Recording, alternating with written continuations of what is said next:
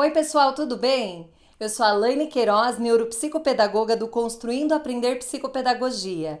E hoje eu vim aqui para a gente conversar sobre o TDAH na escola. Então não sai daí!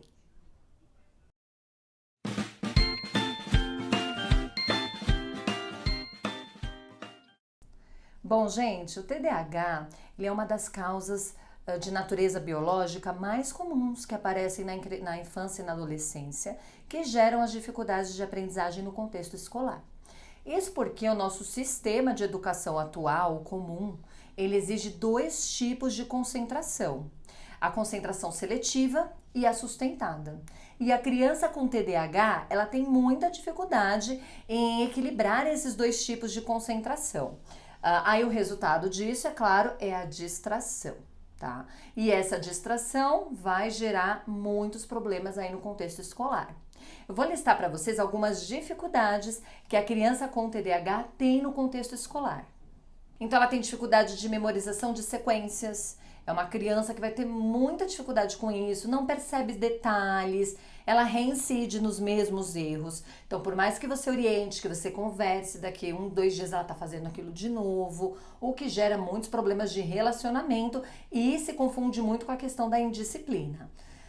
Ela se desorganiza constantemente, então ela normalmente, a mesinha dela, o espaço dela estará sempre desorganizado, os materiais trocados, ela esquece os conteúdos correlacionados ao tema principal.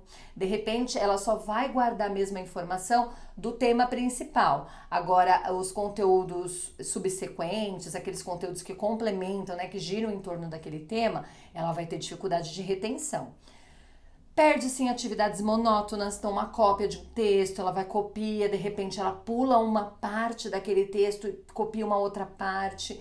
E às vezes ela é mal interpretada como aquela criança que quer ser espertinha, que quer terminar rápido, quando na verdade é porque ela tem essa dificuldade em se concentrar nesse tipo de atividade mais monótona. Ela vai ter um ritmo mais lento, ela vai se perder em atividades, em matérias que são mais decorativas, que exijam mesmo essa atenção maior para que se decore de repente uma fórmula ou alguma explicação. Ela não vai ter um bom desempenho nesse tipo de matéria, nesse tipo de atividade. Ela vai ter algumas, aparecem aí com pobre processamento ortográfico. O que isso quer dizer? Ela vai apresentar dificuldade de leitura e escrita. Isso porque ela não tem atenção à questão do som, né, das palavras. Então, muitas elas acabam tendo questões durante a alfabetização, dificuldades nas habilidades fonológicas, porque ela não presta atenção e aí ela fica com dificuldade de entender o som e relacionar com a letra. Ela vai apresentar, claro, muita agitação, né? Muitos movimentos, então ela vai andar pela sala, ela vai levantar o tempo todo, é para apontar um lápis, é para pedir para ir no banheiro, é para tirar uma dúvida, para ir até o colega, porque ela não consegue ficar no lugar dela durante muito tempo. Ela precisa estar em movimento. Ela não consegue aguardar a sua vez, então na fila, de repente aquele momento, a escola é ótima, né? Porque a escola trabalha muito essa questão de esperar a sua vez de falar, esperar a sua vez de receber o seu livro, esperar a sua vez. Ela não consegue, então isso pode gerar muita confusão, de briga, dela ficar nervosa, ter um rompante ali mais explosivo de raiva. Ela tem também os rompantes de agressividade muito rápido, né? Segundos, então ela fica muito nervosa, explode, briga, joga, xinga e daqui a pouco ela se arrepende, passa.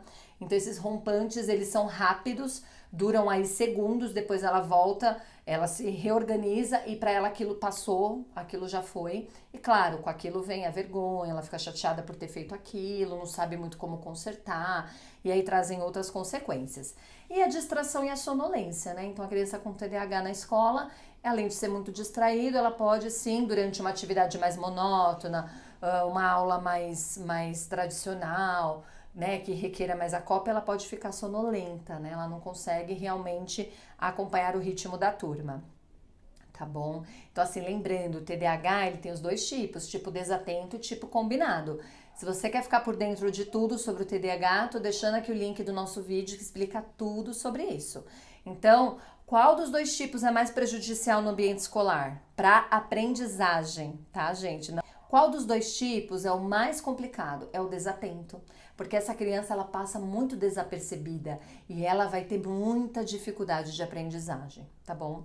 Bom, pensando nessa criança, pensando nessas características todas, em todas essas dificuldades que elas trazem no contexto escolar, pensei em 3 estratégias, né? Pensar em 3 eixos de ações que a gente pode desenvolver no ambiente escolar, independente desse ambiente, se é privado, se é público, se é rural, se é urbano, quantas crianças tem na sala, quantas não tem. Então, são estratégias que a equipe docente, junto com a gestão escolar, podem se alinhar para desenvolver esse tipo de estratégia e ajudar essas crianças.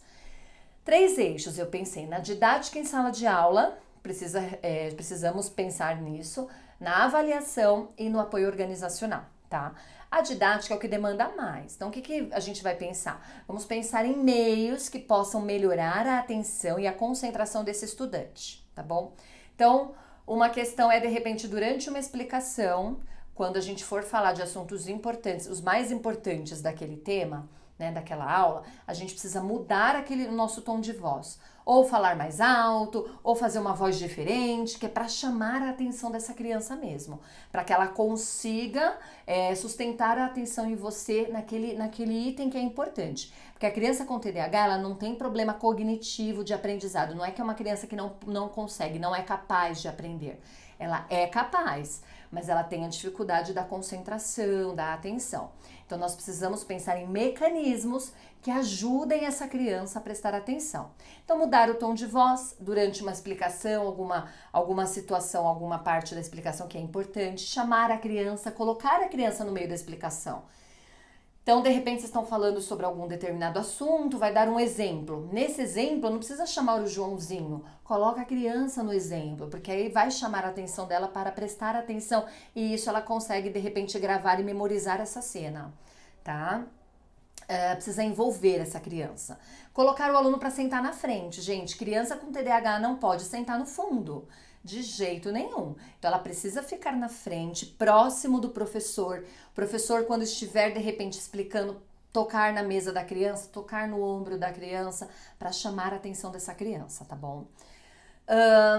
Ela também é legal que o lugar, falando do lugar, além de sentar na frente, que não fique próximo à janela.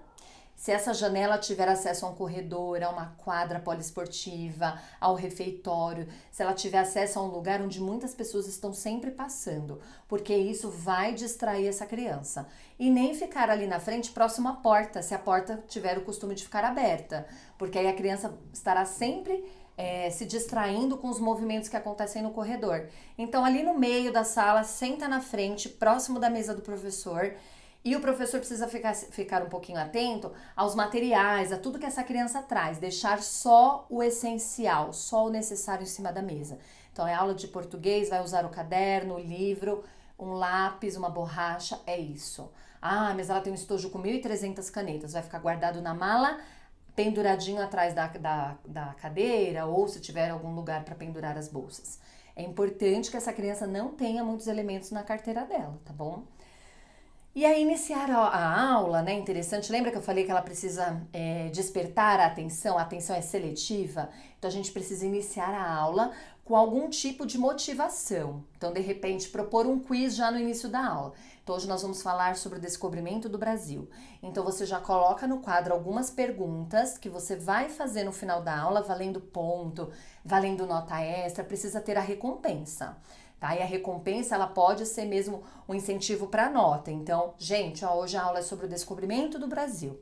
Vou colocar aqui 4 questões, e aí você pensa em questões importantes da explicação. Então, prestem atenção, né, no texto, na explicação, para no final vocês conseguirem, a gente vai fazer esse jogo, quem conseguir responder vai ganhar o ponto. E isso já vai fazer com que ele tenha interesse, motivação em sustentar a atenção no que você vai falar, porque existe ali um objetivo para ele, tá? Utilizar muitos estímulos visuais, audiovisuais ou sensoriais. Então isso é bem legal, mudar assim o movimento da sala, de repente explorar outros espaços, outros ambientes, tudo isso contribui para essa aprendizagem. Associar o assunto da aula a alguma situação do contexto dessas crianças, né, do aluno, ou que tenha alguma prática, seja algo que seja bacana. Então, na aula de hoje, eu vou trabalhar, de repente, vou trabalhar mistura, alguma coisa assim, e vou ensinar as crianças a fazer a geleca, ou a fazer o slime, que estava super na moda. Então isso é de aplicação para ele, é prático, ele quer aprender. Então isso vai motivá-lo, vai chamar a atenção. Ou de repente eu vou dar um exemplo, eu vou usar o bairro onde essas crianças moram, o bairro onde a escola está inserida. Isso também pode contextualizar, né? Pode fazer, torna, né, essa atividade, essa aula mais significativa, e aí fica mais fácil para sustentar a atenção dessa criança.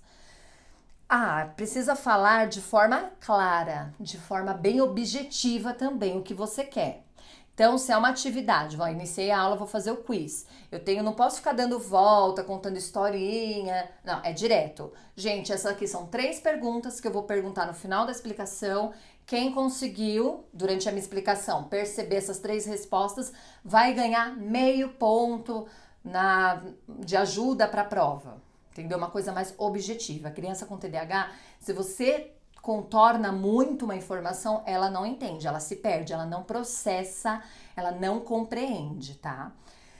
As atividades de leitura, né? Então, se a professora vai fazer uma leitura de língua portuguesa ou na alfabetização mesmo, então precisa ter um apoio, precisa ter um auxílio. Não dá, a criança, se ela não tiver ainda o estímulo, né? Não tiver o tratamento, ainda não estiver com essa habilidade legal, bacana, ela vai se perder no meio da história. Então, a compreensão dela fica prejudicada. Ela pode ler, se ela já for alfabetizada, ela vai decodificar, mas ela não vai entender. Então, por isso, as atividades de leitura precisam ser guiadas, precisa ter o apoio aí do professor ou da família em casa também. Mas como a gente está falando do contexto escolar, do professor. Então, assim, o professor lê o primeiro parágrafo, ou a criança lê esse primeiro parágrafo, e aí pergunta, o que vocês entenderam aqui? O que aconteceu com o Joãozinho? Da onde ele morava? Quem que morava com ele? Legal, vamos ver o que aconteceu? Segundo parágrafo. Nossa, gente, o que aconteceu aqui? Tem que ir fazendo essas intervenções, senão a criança, só uma leitura contínua, ela não é capaz de compreender a história, tá bom? E o professor na fala, como eu falei, precisa ter uma fala clara, objetiva, a pronúncia das palavras precisa ficar também bem clara, precisa ser de forma clara. Porque lembra, a criança ela pode confundir os sons, principalmente no processo de alfabetização. Então é importante que o professor tenha uma fala clara, uma fala que a criança entenda, tá bom? Então precisa também se preocupar com esse tom de voz, com a forma como a gente está falando com a criança. Bom, pensando agora na avaliação, então essas são as estratégias aqui que eu sugiro para que vocês façam relacionadas à didática em sala de aula. Avaliação. Pensando na avaliação, é importante que o professor diversifique os instrumentos, isso não só para criança com TDAH, mas não dá para ter só uma prova como instrumento de avaliação, ou então, eu vou ter 3 instrumentos, 3 provas, não dá também. Então, o professor tem que diversificar. De que forma? Considerar trabalho em grupos, participação dessa criança num debate, numa discussão que é feita em sala de aula. Isso também é muito rico. Os comentários, de repente, sobre uma explicação, abrir uma roda de conversa, e isso tudo ser avaliado, tá bom? Quando a gente vai usar o instrumento prova, essa prova, ela precisa ser uma prova objetiva, sem pegadinhas. Ela precisa ser uma prova que tenha textos curtos, não pode ter textos muito longos. Se o professor, puder, ele faça a leitura dessa prova antes, porque a entonação da leitura dele vai ajudar com que a criança com TDAH compreenda o que é pedido. Então, isso também é super importante, tá? Outra questão relacionada à avaliação, nesse instrumento prova. O aluno com TDAH termina sempre muito rápido a prova, porque eles não têm aquela concentração, aquela atenção sustentada por períodos muito longos. Então, ele normalmente é uma das crianças que terminam mais rápido. Quando ele entrega a prova, porque ele é agitado, porque ele não consegue ficar muito tempo numa atividade, é importante que o professor, sabendo que essa criança tem o TDAH, que ele deu uma batida de olho na prova e já observa, você já vai identificar questões que o aluno deixou por falta de atenção. E é importante que dê a oportunidade do aluno refazer. Como? Fulano, vem cá. Você entregou a prova, mas tem certeza? Dá uma olhadinha aqui, nessa questão. Lê com calma e veja se é isso mesmo. E dá a oportunidade da criança refazer. Então, reestrutura o tempo para ela. De novo, ela teve o estímulo. Ela vai agora, de novo, concentrar a atenção por um curto período mais direcionado àquilo que foi orientado pelo professor. É importante ter esse momento, essa devolutiva na hora ali da prova, para que a criança tenha a oportunidade de corrigir alguma coisa que ela mesma vai perceber. Você não vai dar resposta para ela, não é isso. Você apenas vai dar oportunidade que ela possa se concentrar novamente naquela questão que por um lapso de memória, por uma questão de desatenção, ela não conseguiu, mas que ela tem capacidade cognitiva de conseguir, tá bom? Bom, agora eu vou falar então um pouquinho do apoio organizacional, tá bom? O terceiro eixo. O que o professor pode fazer para ajudar uma criança com TDAH nessa questão do apoio? Então, assim, o professor ele pode ajudar criando uma rotina para essa criança, criando um roteiro. Então, é bem tranquilo. O professor pode criar um roteiro pré-estabelecido, no qual o aluno deve seguir repetidamente todos os dias, diariamente, como um lembrete diário. Então, o professor que tem criança com TDAH na sala pode montar com as crianças, elaborar um roteiro que todos levem para casa e que todos os dias eles marquem se seguiram realmente esse roteiro. Como que seria esse roteiro? Por exemplo, tarefas do dia. Número 1, fazer a lição de casa da escola. Número 2, selecionar as dúvidas para perguntar ao professor. Número 3, verificar as dificuldades. Então, vou verificar as minhas dificuldades, seleciono as dúvidas. Número 4, estudar para as provas que terão no dia seguinte ou naquela semana. E número 5, organizar a mochila e o material que é necessário para o dia seguinte, tá? Aí, aqui nesse momento, né, nesse eixo de apoio organizacional, é importante ter o apoio da família. Por isso que a equipe gestora da escola, junto com a equipe docente, precisa estar em contato com a família, conversando, orientando, auxiliando, apoiando, amparando, né? E essa família também trazendo elementos que colaborem com a escola, mas é claro, nem todas as crianças a gente consegue esse apoio familiar.